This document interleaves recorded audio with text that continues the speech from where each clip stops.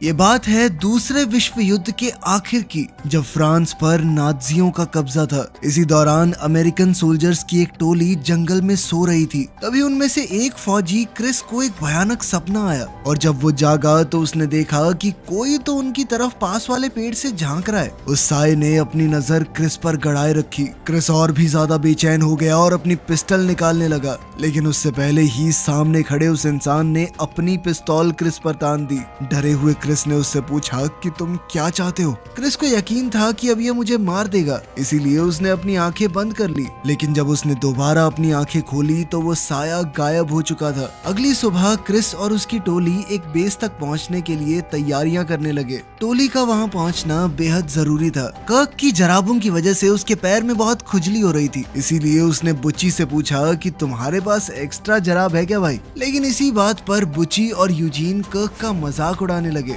मजाक में बात थोड़ी ज्यादा बढ़ गई, लेकिन तभी क्रिस ने टोली को आगे बढ़ने का ऑर्डर देकर झगड़ा रोक दिया। बेस की तरफ जाते वक्त सोल्जर्स को एक जीप की आवाज सुनाई दी और सभी अपनी बंदूकें और ग्रेनेड बॉम्ब लेकर तैनात हो गए। फौजियों ने जीप को उड़ा दिया और फिर बचे हुए दुश्मनों को खत्म करने के लिए उनके पास चले गए। टैपर्ट ने एक ऑफिसर से एसएस पैच इनाम के रूप में निकाल लिया और उसके एक सोने के दांत को भी। जब बुची नक्शे और खुफिया मैसेज को ढूंढ रहा था, उसी वक्त कर्क को एक और सैनिक मिल गया जिसकी हालत बाकी लोगों से बेहतर लग रही थी। जब उन्हें पता चला कि वो एक मेजर है तो बुची ने उससे दो हाथ करने का फैसला किया, लेकिन मेजर को इस सब में कोई दिलचस्पी नहीं थी और वो क्रिस के लोगों को अपने लोगों का सामान लूटते देखकर गालियां देने लगा। तभी एक और सैनिक जाग गया और बुची ने उसका सर कुचल दिया। ये देखकर मेजर का भी खून खौल गया। उसने बुची से कहा कि आजा लड़ते हैं। लड़ाई के दौरान जल्द ही वो नाजी मेजर बुची पर भारी पड़ने लगा। फिर क्रिस ने अपने आदमियों की तरफ मुड़कर उन्हें पीछे हटने का ऑर्डर दिया,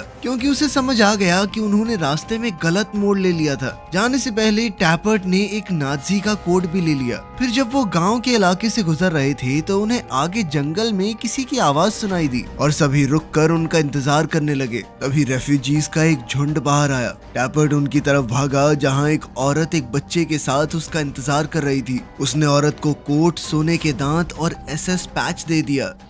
इसके बाद फौजी जलते हुए गांव और सुनसान इलाकों के बीच से होते हुए मिलिट्री बेस की तरफ बढ़ते रहे। तब क्रिस ने बताया कि जिस बेस पर हम जा रहे हैं वो असल में एक महल है, जिसे सुरक्षित रखना अब हमारी जिम्मेदारी होगी। जब वो लोग महल के बाहर पहुंचे तो उन्होंने जीप में एक गार्ड को सोते हुए देखा। उन्होंने जैसे ही उसे जगाया वो तुरंत अंदर भाग गया। अंदर जाते ही उसने अपने लोगों को बताया कि अब हम आखिरकार यहाँ से जा सकते हैं। सोल्जर्स महल के अंदर गए और देखा कि बाकी लोग जितनी जल्दी हो सके उतनी जल्दी वहाँ से निकल रहे हैं। जाने से पहले बुची ने उनसे कहा कि अपना रेडियो महल में ही छोड़ दो। क्रिस को शक हुआ कि ये सब इतनी जल्दी क्यों कर रहे हैं, ये जगह तो इतनी बढ़िया है। तभी कमांडिंग ऑफिसर ने उसे बताया कि ये लोग छुट्टियां लेना चाहते हैं और ये सुनकर उसने उन्हें जाने दिया। बाद में कुछ लोग किचन में लंच बनाने लग गए और क्रिस ने घर का जायजा लेने का फैसला किया, जो कि यूजीन पहले से कर रहा था। उसे एक पियानो मिला और वो बैठकर उसे बजाने लगा।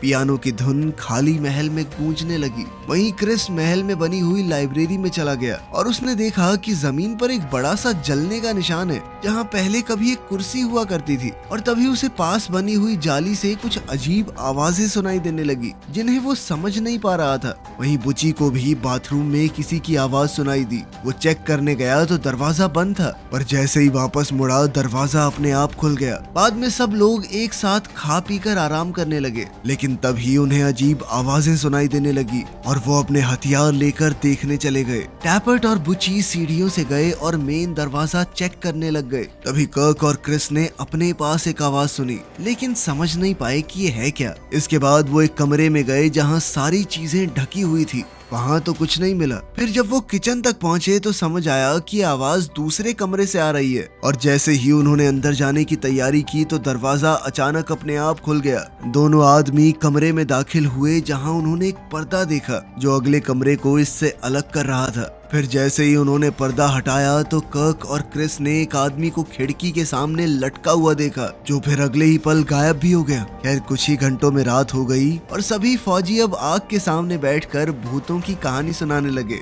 उसी वक्त टैपर्ट अपनी दूरबीन से खिड़की के बाहर देख रहा था। यूजीन ने उन्हें एक डायरी के बारे में बताया जो उन्हें बेसमेंट में मिली थी, जो कि एक 18 साल के नाजी की थी जिसने घर पर कब्जा किया था। तभी अचानक सब लोगों को आग वाली जगह से खटखटाने की आवाज सुनाई देने लगी और क्रिस कहने लगा कि ये तो कोई कोड लग रहा है। यूजीन उस कोड को समझने की कोशिश करने लगा, जिसका मतलब बना कि मेरे पैर नहीं है। तभी अचानक आवाज बंद हो गई। क्रिस ने अपने आदमियों से कहा कि अभी के लिए आराम करो, लेकिन तब भी एकदम सतर्क रहना। उसने टैपर्ट को छत के नीचे वाले कमरे में जाने को कहा, क्योंकि निगरानी रखने में उसका कोई जवाब नहीं। उधर यूजीन बेसमेंट में एक संदूक खोलने की कोशिश करने लगा, लेकिन जब नहीं खुली तो हार मानकर ऊपर ही बैठ गया।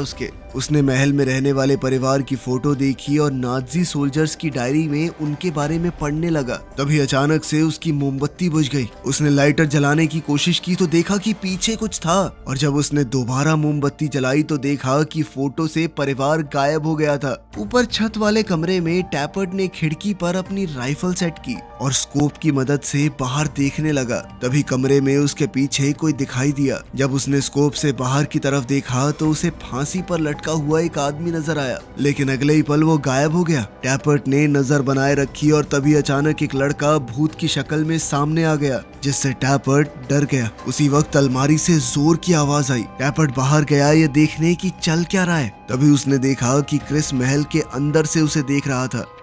अगले दिन यूजीन, कर्क और क्रिस बालकनी में बैठकर बात करने लगे कि पिछले सोल्जर्स कितनी जल्दी वहां से निकलना चाहते थे। अब यूजीन ने दूसरों को टैपर्ट से जुड़ी हुई एक कहानी बताई जो पेरिस में घटी थी। उसने कहा कि मैंने टैपर्ट को खून से भरे एक पूल में बैठा हुआ पाया था, जहां उसके आसपास 7 छोटे बच्चों की कटी हुई लाशें थी। टैपर्ट अपने हाथों में एक रस्सी पकड़े बैठा था, मानो वो किसी के साथ रस्सी से खेल रहा हो। साथ ही उसकी आंखों में एक डरावना डर था। इस पर क्रिस ने कहा कि मुझे तो बहुत खुशी है कि टैपर्ट हमारे साथ है। तभी टैपर्ट भी अचानक से बालकनी में आ गया। उसने उन्हें बताया कि पिछली टीम यहाँ से इसलिए निकलना चाहती थी क्योंकि उन्होंने रेडियो पर सुना था कि लगभग 50 जर्मन फौजी महल के पास से गुजरते हुए स्ट्रासबर्ग शहर जा रहे हैं। उसने अपने आदमियों को सलाह दी कि जब तक फौजी यहाँ से निकल नहीं जाते हमें जंगल में छुप जाना चाहिए, लेकिन क्रिस का कहना था कि हमें तो महल की हिफाजत करने का काम मिला है। टैपर्ट ने कहा कि चलो यही मर्जी है तो मैं छत वाले कमरे पर जा रहा हूँ ताकि वक्त रहते उन्हें देख सकूं, और उसने यूजीन को भी अपने साथ चलने को कहा। वहां पहुंचकर जब उन्होंने तैयारी शुरू की तो उन्हें मैट के नीचे फ्लोर पर एक बड़ा सा निशान मिला। यूजीन का मानना था कि नाजियों ने शायद घर में रहने वाले लोगों को किसी खास तरीके से मारा है, और इस बात को उसने हिटलर के रहस्यमयी शौक से जोड़ दिया। उन्होंने इस पर ज्यादा बात नहीं की और कमरे की अलमारी को एक तरफ से दूसरी तरफ ले जाने लगे। जैसे ही अलमारी ने निशान को छुआ, अलमारी का दरवाजा यूजीन की उंगलियों पर बंद हो गया और उसकी एक उंगली टूट गई। उसे लगा कि टैपर्ट ने जानबूझकर ऐसा किया है, इसीलिए उसने उसे अलमीरा की तरफ धक्का दे मारा। फिर जब उसने शीशे में देखा तो उसे एक लटकी हुई औरत की परछाई नजर आई। बाद में यूजीन, क्रिस और कर्क रेडियो पर एक आवाज सुन रहे थे। तभी उन्हें कुछ बहुत डरावनी आवाजें सुनाई देने लगी। इसी दौरान उन्हें एक औरत की आवाज भी सुनाई दी जो कह रही थी कि वो तुम्हारे लिए आ रहे हैं। अब तो सबने मान लिया कि ये महल भूतिया है, और कर्क ने कहा कि नाजियों के आने से पहले हमें यहाँ से निकल जाना चाहिए। अचानक आग वाली जगह पर फिर से कोड वाली आवाजें आने लगी। यूजीन ने उस कोड को तोड़ा और उसका मतलब निकला कि अगर तुम यहाँ से निकले। जैसे ही वो लिख रहा था किसी चीज ने उसके हाथ पर कब्जा कर लिया और इस लाइन को पूरा किया कि तो तुम मरोगे। मतलब कि यहाँ जो भी चीज है वो उन्हें चेतावनी दे रही थी कि यहाँ से जा भी नहीं सकते वो। उस रात फौजियों ने नाजियों के आने की तैयारी की, जिसके चलते टैपर्ट छत वाले कमरे में था और बाकी सब दरवाजे के पास बैरिकेड के पीछे छुप गए। जब नाजीज वहां पहुंचे तो टैपर्ट ने उन्हें देख लिया और बाकियों को सिग्नल दिया कि नाजी सैनिक बाहर जमा हो रहे हैं। जल्द ही नाजियों ने महल को घेर लिया और अंदर घुसने की कोशिश की, लेकिन दरवाजे बंद थे तो वो वापस ट्रक में बैठकर आगे बढ़ने की तैयारी करने लगे। लेकिन तभी छत से एक बहुत तेज आवाज आई। ये सुनते ही नाजी वापस आ गए और उन्होंने महल पर हमला शुरू कर दिया। टैपर्ट एक एक करके दुश्मनों को खत्म करने लगा। अचानक नाजियों ने बैरिकेड के सामने एक बम फेंका, लेकिन बुच्ची बेखौफ होकर उस पर कूद पड़ा और पूरा धमाका उसने अपने ऊपर ले लिया। लेकिन इस धमाके से क्रिस कमरे में दूर जा गिरा। वो चक्कर खाकर उठा, लेकिन फिर भी रुकने की बजाय नाजियों पर गोली चलाता रहा। नाजी ज्यादा थे, वो अंदर घुसने लगे। तभी क्रिस बेसमेंट की तरफ भागकर सीढ़ियों के नीचे छुप गया ताकि वो अपने आप को छुपाकर पीछे आने वाले ऑफिसर्स पर हमला कर सके। इसी बीच यूजीन लाइब्रेरी में छुप गया। तभी उसे अपने पीछे किसी की आहट सुनाई दी और एक बार फिर जाली से अजीब आवाजें आने लगी। उसने अपनी बंदूक तैयार की, लेकिन जैसे ही वो टेबल के नीचे से बाहर आया तो उसका सामना किसी नाजी से नहीं बल्कि एक भूत से हुआ जो अचानक आग में जल उठा। तभी एक जर्मन फौजी ने बुच्ची का बुरी तरह से तबाह हुआ शरीर देखा। फिर पास में एक दूसरी लाश पड़ी थी, वो उसे चेक करने लगा। तभी क्रिस ने मुड़कर उसे और बाकी 2 आदमियों को मार गिराया। कर्क इस वक्त बाथरूम में छुपा हुआ था। तभी उसे पानी में डूबने की आवाजें और बच्चों की हंसी सुनाई दी। उसने टब की तरफ देखा तो एक नाजी फौजी उसे डूबता हुआ नजर आया। टैपर्ट ने छत के कमरे में कुछ सुना और उसका पीछा करने लगा। तभी उसे वहाँ एक नाजी लटका हुआ मिला। अगली सुबह सभी बुच्ची के पास जमा हो गए। वो सोचने लगी कि जरूरत पड़ने पर इसकी तकलीफ खत्म करने के लिए हम इसे ड्रग दे देंगे। क्रिस ने सबसे कहा कि नाजियों के शरीर को बाहर ले जाओ, और जब यूजीन और कर्क उन्हें ट्रक के पास ले गए तो वो ये नजारा देखकर डर गए कि टैपर्ट ने उनके साथ क्या किया था। बाद में वो लोग महल के भूतों के बारे में बात करने लगे। तब यूजीन को अचानक समझ आया कि घर में उन्होंने जो कुछ भी महसूस किया वो सब वही था जो नाजियों ने उस परिवार के साथ किया था जो इस महल में रहा करता था। उस दिन जब नाजी उनके घर आए तो उस परिवार का बहुत ही डरावना अंजाम हुआ। बाप को लाइब्रेरी में कुर्सी से बांधकर जिंदा जला दिया गया। बेटे को माँ के सामने पानी में डुबाकर मार दिया गया और बेटी को छत के नीचे वाले कमरे में लटका दिया गया था। उनकी लाशों को दफनाने वाला भी कोई नहीं था।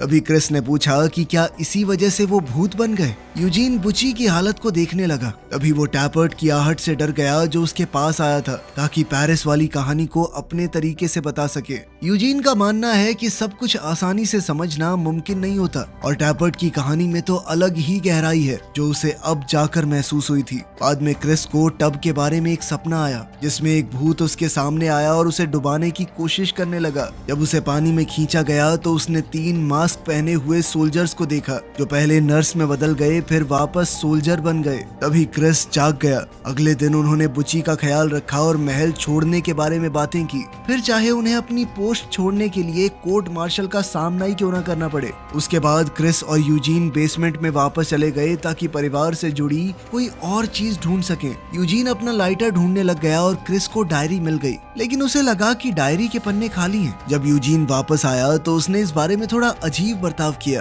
तभी कर्क ने उन्हें वापस बुला लिया क्योंकि बुच्ची होश में आ गया था और बार बार कह रहा था कि ये असली नहीं है, ये उनका ही काम था। मरने से पहले उसने क्रिस को पकड़ा और कहा कि इस बात को याद रखना।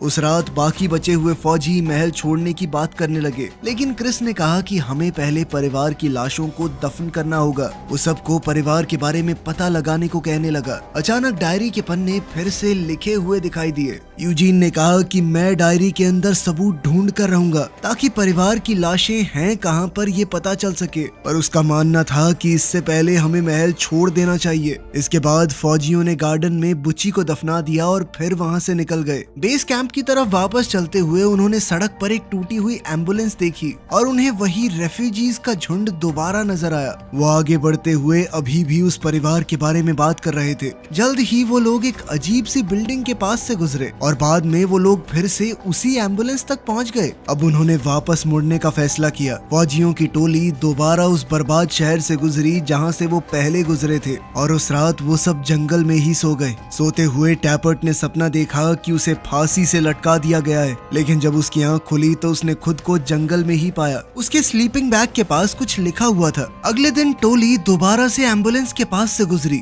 और जब उन्होंने मुड़कर देखा तो उन्हें उन नाजियों की लाशें नजर आई जिन्हें उन्होंने पहले मारा था। आखिरकार वो वापस महल में पहुंच गए। वो समझ चुके थे कि जब तक इस परिवार की आत्माओं को शांति नहीं मिलती वो महल से दूर जा ही नहीं पाएंगे। उस रात क्रिस ने सोचा कि वो आत्माओं से बात करेगा और पता लगाएगा कि उनकी लाशें कहां पर हैं। तभी टैपर्ट को वो शब्द याद आया जो उसके स्लीपिंग बैग के पास लिखा हुआ था, विट्रियोलेक। ये सुनकर यूजीन को याद आया कि उसने ऐसा कुछ नाजी न्यूज में सुना था। ये एक ऐसी बद्दुआ थी जो पुराने समय में मुसलमान दिया करते थे, जिसका मतलब था कि अगर तुम बुरा होने देते हो तो बुराई 10 गुना बढ़कर तुम्हारे सामने वापस आएगी। उस रात फौजी भूतों के आने का इंतजार करने लगे और उनसे बात करने की कोशिश की। उन्हें सामने पैरों के निशान नजर आए जो सीधा क्रिस की तरफ बढ़ रहे थे और ठीक उसके सामने आकर रुक गए। तभी उसने एक भूत देखा जिसने उसे पकड़ लिया। वो उसे घसीटते हुए महल के दूसरे हिस्से में ले जाने लगा। क्रिस अपने साथियों से कहने लगा कि गोली मार दो इसे, लेकिन भूत उसके अलावा किसी को नजर नहीं आया। फिर भी टैपर्ट ने उस तरफ गोलियां चला दी। बाकी लोग क्रिस के पीछे घर के दूसरे हिस्से में चले गए और जब वो अंदर गए तो उनके साथ अजीब चीजें होने लगी। उन्हें किसी और ही जगह किसी और ही वक्त की तस्वीरें दिखने लगी। फिर उन्हें क्रिस मिला जो कि परिवार की लाशों के पास पड़ा हुआ था। बाद में फौजियों ने लाशों को दफन कर दिया। तभी डायरी का आखिरी पन्ना बाप की लाश के साथ चिपका हुआ मिला। यूजीन ने डायरी का आखिरी पन्ना पढ़ा जिसमें लिखा हुआ था कि ये परिवार फ्रांस से नहीं है, वो अफगानी थे। उन्होंने अपनी जान जोखिम में डालकर जितने यहूदियों को बचा सकते थे बचाया। बाद में महल के अंदर यूजीन को परिवार की डायरी का एक बार फिर से ख्याल आया और वो उसे दोबारा पढ़ने लगा, मगर अब डायरी में लिखे शब्द बदल चुके थे। इस बार ये लिखा था कि लाशों को दफन करने से भूतों को वापस आने की ताकत मिल चुकी है। तभी अचानक से लाइट चली गई। जब टैपर्ट छत वाले कमरे के बीचों बीच बैठा हुआ था तभी पूरे परिवार के भूत महल में दिखाई देने लगे। भूतों ने फौजियों पर हमला कर दिया और फौजी उनसे लड़ने और उन पर गोली चलाने की कोशिश करते रहे, लेकिन उन पर गोलियों का क्या ही असर होता। अचानक भूतों में हलचल होने लगी और बुची का शरीर एक बार फिर से क्रिस के सामने प्रकट हो गया। वो कहने लगा कि ये सब सच नहीं है। फिर एक भूत उसे आईने के सामने ले गया और कहने लगा कि याद करो। तभी अचानक से क्रिस की आंखें खुली। उसने खुद को नर्सों और डॉक्टर्स के बीच घिरा हुआ पाया। फिर उसने कमरे के आसपास देखा तो उसकी नजर अपने मरे हुए साथियों पर पड़ी। उसने अपनी चादर हटाई और देखा कि उसकी टांगे नहीं है। फिर डॉक्टर ने उसे बताया कि तुम्हारी यादें कुछ देर में वापस आ जाएंगी। अब क्रिस ने याद करना शुरू किया। असल में क्रिस अफगानिस्तान में एक फौजी था और उसकी टोली को एक डॉक्टर को बचाने के ऑर्डर मिले थे जो कि अमेरिकन की मदद कर रहा था। उसका मिशन था उस डॉक्टर को काबुल में एक सुरक्षित घर तक पहुंचाना। जब वो फिर से वर्तमान में आया तो डॉक्टर ने उससे थोड़ी बातचीत की कि कैसा लग रहा है, कैसा महसूस कर रहे हो वो सब। तभी क्रिस अपनी एक और याद में जाने लगा जहां उसने टैपर्ट को 2 लड़कों से बात करते हुए देखा जो कि आपस में खेल रहे थे और टैपर्ट ने उनमें से एक को अपने बेटे का खिलौना दे दिया। इसके बाद टोली घर के अंदर चली गई और उन्होंने डॉक्टर के परिवार को बताया कि उन्हें तुरंत निकलना होगा। लेकिन तभी क्रिस को ऊपर से ऑर्डर्स आए कि तुम लोगों को जल्द से जल्द छुपना होगा क्योंकि दुश्मन घर की तरफ बढ़ रहे हैं। क्रिस ने डॉक्टर से कहा कि मुझे और मेरी टीम को दीवार के अंदर छुपा दो, लेकिन फौजियों की टोली परिवार को भी मरने के लिए छोड़ना नहीं चाहती थी, मगर ऊपर से मिले ऑर्डर्स की वजह से उन्हें मजबूरन ऐसा करना पड़ा। कुछ ही पलों में दुश्मन भी घर में घुस आए। वो डॉक्टर पर अमेरिकन के साथ मिले होने का इल्जाम लगाने लगे। फिर 2 आदमियों ने बच्चों को पकड़ लिया और बेचारी माँ उन्हें छोड़ने की भीख मांगने लगी, लेकिन फिर भी दुश्मनों ने लड़के को पानी में डुबोकर मार डाला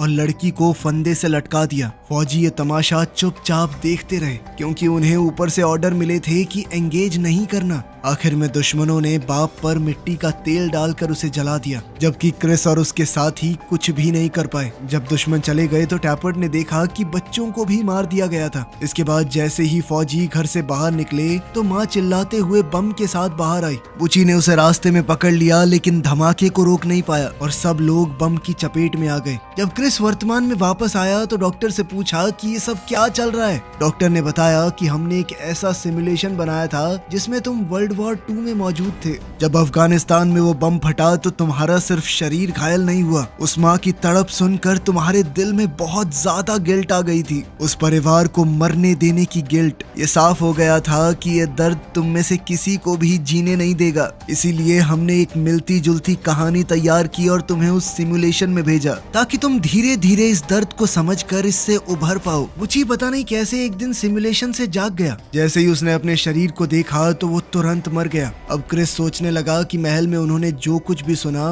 वो असल में उनके दिमाग के सबकॉन्शियस मैसेजेस होंगे। क्रिस ने डॉक्टर को ये भी बताया कि तुम्हारे सिमुलेशन में कुछ तो गड़बड़ है। ये वेत्रिलेक वर्ड कहाँ से आ रहा था बार बार। फिर नर्स ने बताया कि हर एक फौजी ने किसी न किसी टाइम पे ये वर्ड बोला था। जब फौजियों को धमाके के बाद के पल याद आते जहां माँ ने उन सब को वेत्रिलेक कहा था, तभी अचानक लाइट्स बार बार जलने बुझने लगी और भूत वहां भी आ गए। तब क्रिस कहने लगा कि हमने उन्हें जिंदा कर दिया, उन्हें ताकत दे दी है। तभी साथ में लेटे हुए फौजियों को झटके लगने लगे और क्रिस ने कहा कि मुझे जल्दी से सिमुलेशन में वापस भेजो ताकि मैं अपने साथियों को बचा सकूं। नर्स उसे वापस भेजने के लिए मान गई और साथ ही कहा कि इससे तुम्हारी सारी यादें मिट जाएंगी। इसके बाद क्रिस की आंख सीधा जंगल में खुली जहां उसने अपने सामने एक साए को खड़ा देखा और उससे पूछा कि क्या चाहिए तुम्हें। ये पूरी कहानी एक बार फिर से शुरू हो चुकी थी। वीडियो पसंद आई तो लाइक कर देना, चैनल को सब्सक्राइब कर लेना। मिलते हैं अगली वीडियो में।